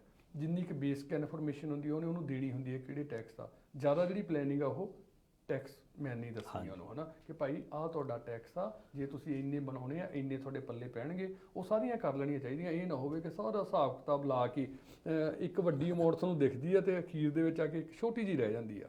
ਕਈ ਵਾਰ ਖਰਚੇ ਵੱਧ ਜਾਂਦੇ ਆ ਤੇ ਬਾਅਦ 'ਚ ਤੁਹਾਨੂੰ ਜਿਹੜਾ ਟੈਕਸ ਦੇਣਾ ਮੁਸ਼ਕਲ ਹੁੰਦਾ। ਹਲਕਾ ਜਿਹਾ ਉਹਦੇ ਬਾਰੇ ਵੀ ਝਲਕ ਪਾ ਦਿਓ ਇੱਕ। ਹਾਂ, ਜਿਹਦੇ ਵਿੱਚ ਪਹਿਲਾਂ ਅਸੀਂ ਦੇਖਾਂਗੇ ਕਿ ਜਦੋਂ ਕੋਈ ਵੀ ਤੁਸੀਂ ਇੱਦਾਂ ਦੀ ਡੀਲ ਕਰਦੇ ਹੋ ਤਾਂ ਕੋਸ਼ਿਸ਼ ਕਰੋ ਡੀਲ ਕਰਨ ਤੋਂ ਪਹਿਲਾਂ ਹੀ ਸਾਡੇ ਕੋਲੋਂ ਅਸੀਂ ਤੁਹਾਡੇ ਬਿਜ਼ਨਸ ਦੇ ਹਿਸਾਬ ਨਾਲ, ਤੁਹਾਡੀ ਟੋਟਲ ਇਨਕਮ ਦੇ ਹਿਸਾਬ ਨਾਲ, ਤੁਹਾਡੀ ਪਰਸਨਲ ਸਾਈਡ 'ਤੇ ਕਿੰਨੀ ਇਨਕਮ ਆ, ਤੁਹਾਨੂੰ ਅਸੀਂ ਸੁਜੈਸਟ ਕਰ ਸਕਦੇ ਹਾਂ ਕਿ ਇਹਨੂੰ ਹੋਲਡਿੰਗ ਕੰਪਨੀ 'ਚ ਤੁਸੀਂ ਲਾਓ ਤਾਂ ਕਿ ਤੁਹਾਡੇ ਕੋਲ ਪਲੈਨਿੰਗ ਉਸ ਚੀਜ਼ ਦੀ ਵਧੀਆ ਹੋਵੇ ਕਿ ਬਾਈ ਨੇਮ ਤੁਸੀਂ ਲੈਣੀ ਆ। ਉਹ ਸਾਰੀ ਪਲੈਨਿੰਗ ਕਰਕੇ ਫਿਰ ਤੁਸੀਂ ਉਸ ਹਿਸਾਬ ਨਾਲ ਜੇ ਕੋਈ ਪ੍ਰਾਪਰਟੀ ਬਾਏ ਕਰਦੇ ਨੈਚੁਰਲੀ ਤੁਸੀਂ ਟੈਕਸ ਦੇ ਵਿੱਚ ਸੇਵਿੰਗ ਕਰੋਗੇ ਹੀ ਕਰੋਗੇ। ਗੁੱਡ। ਸੱਚਾ ਸਾਹਿਬ ਕੁਛ ਰਹਿ ਤਾਂ ਨਹੀਂ ਗਿਆ ਅੱਜ? ਕੁਛ ਹੋਰ ਰਹਿ ਗਿਆ? ਇੱਕ ਅੱਧੇ ਦੋ ਪੁਆਇੰਟ ਕਰ ਦਿਓ ਕਵਰ ਜਲਦੀ ਜਲਦੀ। ਇੱਕ ਆਪਣੇ ਐਕਸਪੈਂਸ ਦੇ ਵਿੱਚ ਇੱਕ ਪੁਆਇੰਟ ਕਵਰ ਕਰ ਦਿੰਦੇ ਹਾਂ ਜੀ। ਜਿੱਦਾਂ ਹੁਣ ਆਮ ਆਪਾਂ ਕਹਿੰਦੇ ਹਾਂ ਜੀ ਗਿਫਟ ਕਾਰਡ ਲੈ ਲਓ, ਐਕਸਪੈਂਸ 'ਚ ਕਲੇਮ ਕਰ ਦਿੰਦੇ ਹਾਂ। ਮੋਸਟਲੀ ਰੀਅਲਟਰ ਵਰਲਡ ਦੇ ਵਿੱਚ ਸੈਲਫ ਇੰਪਲਾਇਡ ਜਿਹੜੀ ਸਰਵਿਸ ਇੰਡਸਟਰੀ ਇਹਦੇ 'ਚ ਬਹੁਤ ਚੱਲਦਾ ਵੀ ਮੇਕ ਸ਼ੋਰ ਕਰਨਾ ਗਿਫਟ ਕਾਰਡ ਕਿਹੜੀ ਕੰਪਨੀ ਦਾ, ਕਿਸ ਪਰਪਸ ਵਾਸਤੇ ਯੂਜ਼ ਕੀਤਾ ਗਿਆ, ਉਹਦੀ ਅਮਾਊਂਟ ਕਿੱਡੀ ਵੱਡੀ ਹੈਗੀ ਹੈ, ਸਾਰੀਆਂ ਚੀਜ਼ਾਂ ਕੰਸੀਡਰ ਹੁੰਦੀਆਂ। ਜਦੋਂ ਸੀਆਰਏ ਪੁੱਛਦਾ ਫਿਰ ਸਾਨੂੰ ਯਾਦ ਨਹੀਂ ਰਹਿੰਦਾ ਗਿਫਟ ਕਾਰਡ ਦਿੱਤਾ ਕਿਹਨੂੰ ਸੀ। ਠੀਕ ਹੈ, ਉਹ ਬੜੇ ਛੋਟੇ ਛੋਟੇ ਜਿਹੇ ਹੁੰਦਾ। ਉਹਦੇ ਵਿੱਚ ਦੋ ਚੀਜ਼ਾਂ ਮੈਂ ਡਿਸਕ੍ਰਾਈਬ ਕਰਦਾ। ਜਿਹੜੇ ਵੀ ਗਿਫਟ ਕਾਰਡ ਹੁੰਦੇ ਆ, ਸਪੋਜ਼ ਕਰੋ ਅਸੀਂ ਕਿਸੇ ਬੋਸਟਨ ਪੀਜ਼ਾ ਦਾ, ਰੈਸਟੋਰੈਂਟ ਦਾ, ਕਿਸੇ ਦਾ ਇੱਦਾਂ ਦਾ ਗਿਫਟ ਕਾਰਡ ਦਿੱਤਾ ਤਾਂ ਹਮੇਸ਼ਾ ਉਹਨੂੰ ਟੈਕਸ 'ਚ 50% ਕਲੇਮ ਕਰੋ। ਓਕੇ। ਫੂਡ ਵਾਲੇ ਜੋ ਵੀ ਚੀਜ਼ ਤੁਸੀਂ ਗਰੋਸਰੀ ਸਟੋਰ ਦਾ, ਫੂਡ ਦਾ ਕੋਈ ਵੀ ਤੁਸੀਂ ਬਿੱਲ ਪਰਚੇਜ਼ ਕਰੋਗੇ, ਕੋਈ ਗਿਫਟ ਕਾਰਡ ਆਪਣੇ ਕਲਾਇੰਟ ਨੂੰ ਦਿੰਦੇ ਆ ਤਾਂ ਤੁਸੀਂ ਟੈਕਸ ਰਿਟਰਨ ਦੇ ਵਿੱਚ ਸਿਰਫ ਤੇ ਸਿਰਫ 50% ਹੀ ਕਲੇਮ ਕਰ ਸਕਦੇ ਆ। ਤੇ ਜੇ ਦੂਸਰੇ ਹੈਗੇ ਆ, ਕੋਈ ਹੋਰ ਗਿਫਟ ਕਾਰਡ ਹੈਗੇ ਆ, ਉਹ ਤੁਸੀਂ 100% ਕਲੇਮ ਕਰ ਸਕਦੇ ਆ। ਮੋਸਟਲੀ ਮਿਸਟੇਕ ਦੇਖਣ ਨੂੰ ਇੱਥੇ ਹੀ ਮਿਲਦੀ ਹੁੰਦੀ ਆ। ਅਸੀਂ ਕਾਫੀ ਸਾਰੇ ਗਿਫਟ ਕਾਰਡ ਖਰੀਦਦੇ ਹੋ, ਬਾਅਦ 'ਚ ਦੇਖਿਆ ਜੀ ਇੰਨੇ ਗਿਫਟ ਕਾਰਡ ਤਾਂ ਫੂਡ ਦੇ ਸੀ, ਸਾਰੇ ਕਲੇਮ ਕਰ ਲਏ ਤੇ ਉਹ ਸਾਨੂੰ 50% ਹੀ ਕਲੇਮ ਕਰਨੇ ਪੈਂਦੇ। ਤਾਂ 50% ਤੇ ਹੀ ਅਸੀਂ ਉਹਦੀ HST ਕਲੇਮ ਕਰ ਸਕਦੇ, 100% ਤੇ HST ਨਹੀਂ ਕਲੇਮ ਕਰ ਸਕਦੇ। ਹੋ ਗਿਆ ਡਨ ਜੀ, ਕੁਛ ਰਹਿੰਦਾ ਤਾਂ ਨਹੀਂ ਫਿਰ? ਨਹੀਂ, ਬਾਕੀ ਇੱਕ ਵਾਰੀ ਫਿਰ ਮੈਂ ਡੇਟਾਂ ਦੱਸ ਦਿੰਦਾ। ਪਹਿਲੀ ਮਾਰਚ ਹੈਗੀ ਆਪਣੀ ਡੇਟ RRSP ਦੀ ਜੀ, ਤੇ 30 ਅਪ੍ਰੈਲ ਤੱਕ ਪਰਸਨਲ ਟੈਕਸ ਹੁੰਦਾ। ਐਸੀ 30 ਅਪ੍ਰੈਲ 'ਚ ਆ ਰਹੇ ਸੈਚਰਡੇ, ਇਸ ਕਰਕੇ ਉਹਦੀ ਲਾਸਟ ਡੇਟ ਐਕਸਟੈਂਡ ਹੋ ਕੇ ਮਈ 2 ਹੋ ਗਈ ਹੈ ਜੀ। ਸੈਲਫ ਇੰਪਲਾਇਡ ਜਿਹੜੇ ਵੀ ਪਰਸਨ ਹੈਗੇ ਆ ਉਹਨਾਂ ਦੀ ਲਾਸਟ ਡੇਟ ਹੁੰਦੀ ਆ 15 ਜੂਨ। ਤੇ ਤੁਸੀਂ ਕੋਈ ਵੀ ਇਨਫੋਰਮੇਸ਼ਨ ਲਈ ਸਕਰੀਨ 'ਤੇ ਸਾਡੇ ਨੰਬਰ ਦਿੱਤੇ ਆ 4167203642 ਤੇ ਸਾਡੇ 2-3 ਲੋਕੇਸ਼ਨਾਂ ਹੈਗੀਆਂ। ਪਹਿਲਾ ਮਿਸਾਗਾ ਜੀ 4-1332 ਖਾਲਸਾ ਡਰਾਈਵ, ਤੇ ਦੂਸਰੀ ਕੈਂਬਰਿਜ ਹੈਗੀ ਆ 1111 ਫਰੈਂਕਲਿਨ ਬੁਲੇਵਰਡ ਯੂਨਿਟ 9, ਤੇ ਤੀਸਰੀ ਸਾਡੀ ਬ੍ਰੈਂਟਫੋਰਡ ਹੈਗੀ ਆ। ਤੁਸੀਂ ਹੁਣ ਜਿਸ ਤਰ੍ਹਾਂ ਬੜੀ ਮੂਵਮੈਂਟ ਬਹੁਤ ਹੋਈ ਆ, ਤੁਸੀਂ ਇੱਥੋਂ ਮੂਵ ਹੋ ਕੇ ਕਿਤੇ ਵੀ ਗਏ ਆ, ਲੰਡਨ ਰਹਿਣਾ ਸ਼ੁਰੂ ਕੀਤਾ ਜਾਂ ਕਿਸੇ ਹੋਰ ਪਾਸੇ ਸ਼ੁਰੂ ਕੀਤਾ ਤਾਂ ਦੂਰ ਚਲੇ ਗਏ ਆ, 140 ਕਿਲੋਮੀਟਰ ਤੋਂ ਤੁਸੀਂ ਦੂਰ ਚਲੇ ਗਏ ਆ, ਤਾਂ ਤੁਸੀਂ ਕਿਹੜੇ ਐਕਸਪੈਂਸ ਕਲੇਮ ਕਰ ਸਕਦੇ ਆ, ਉਹ ਸਾਡੇ ਨਾਲ ਆ ਕੇ ਕੰਸਲਟ ਕਰੋ ਤਾਂ ਕਿ ਵੱਧ ਤੋਂ ਵੱਧ ਤੁਹਾਨੂੰ ਟੈਕਸ ਦੇ ਵਿੱਚ ਬੈਨੀਫਿਟ ਹੋਵੇ ਜੀ। ਸੱਚਾ ਸਾਹਿਬ ਬਹੁਤ ਮਿਹਰਬਾਨੀ, ਸ਼ੁਕਰੀਆ। ਥੈਂਕ ਯੂ ਜੀ, ਧੰਨਵਾਦ। ਸੋ ਇਹ ਸੀ ਜੀ ਪੰਜਾਬ ਟੈਕਸ ਸੋਲੂਸ਼ਨ ਤੋਂ ਜਗਜੀਤ ਸਾਚਾ ਸਾਹਿਬ। ਤੁਹਾਡਾ ਕੋਈ ਸਵਾਲ ਹੁੰਦਾ ਹੈ, ਤੁਹਾਨੂੰ ਲੱਗਦਾ ਹੈ ਕਿ ਕਿਸੇ ਤੋਂ ਤੁਸੀਂ ਟੈਕਸ ਭਰਾਉਣੇ ਆ, ਕੁਝ ਸੇਵਾਵਾਂ ਤੁਹਾਨੂੰ ਚਾਹੀਦੀਆਂ, ਸੋ ਇਹਨਾਂ ਦਾ ਪੂਰਾ ਸਟਾਫ 3 ਲੋਕੇਸ਼ਨਾਂ ਤੋਂ ਤੁਹਾਨੂੰ ਸੇਵਾਵਾਂ ਦਿੰਦਾ ਹੈ। ਸਕਰੀਨ ਤੇ ਨੰਬਰ ਵੀ ਆਏ ਸੀ, ਪ੍ਰੋਗਰਾਮ ਤੋਂ ਬਾਅਦ ਵੀ ਤੁਸੀਂ ਮੇਰੇ ਕੋਲੋਂ ਨੰਬਰ ਲੈ ਸਕਦੇ ਹੋ। ਅੱਜ ਦਾ ਸਾਡਾ ਇਹ ਪ੍ਰੋਗਰਾਮ ਤੁਹਾਨੂੰ ਕਾਫੀ ਆਈ ਥਿੰਕ ਅਵੇਅਰਨੈਸ ਮਿਲੂਗੀ। ਸ਼ੇਅਰ ਜ਼ਰੂਰ ਕਰ ਦਿਆ ਕਰੋ ਫੇਸਬੁੱਕ ਦੇ ਉੱਪਰ, ਕਿਉਂਕਿ ਮੈਂ ਚਾਹੁੰਦਾ ਹੁੰਦਾ ਕਿ ਕੁਝ ਵੀ ਕਿਸੇ ਨੂੰ ਕੋਈ ਫਾਇਦਾ ਹੋ ਜਾਂਦਾ, ਜਿਹੜੇ ਉਹਦਾ ਹੱਕ ਬਣਦਾ ਸੀ ਦਸਾਂ ਨੂੰ ਕਿਰਤ ਦਾ, ਉਹਨੂੰ ਉਹ ਮਿਲ ਸਕੇ। ਪ੍ਰੋਗਰਾਮ ਦੇਖਣ ਲਈ, ਸੁਣਨ ਲਈ ਤੁਹਾਡਾ ਸਾਰਿਆਂ ਦਾ ਬਹੁਤ ਧੰਨਵਾਦ। ਸਤਿ ਸ਼੍ਰੀ ਅਕਾਲ ਜੀ।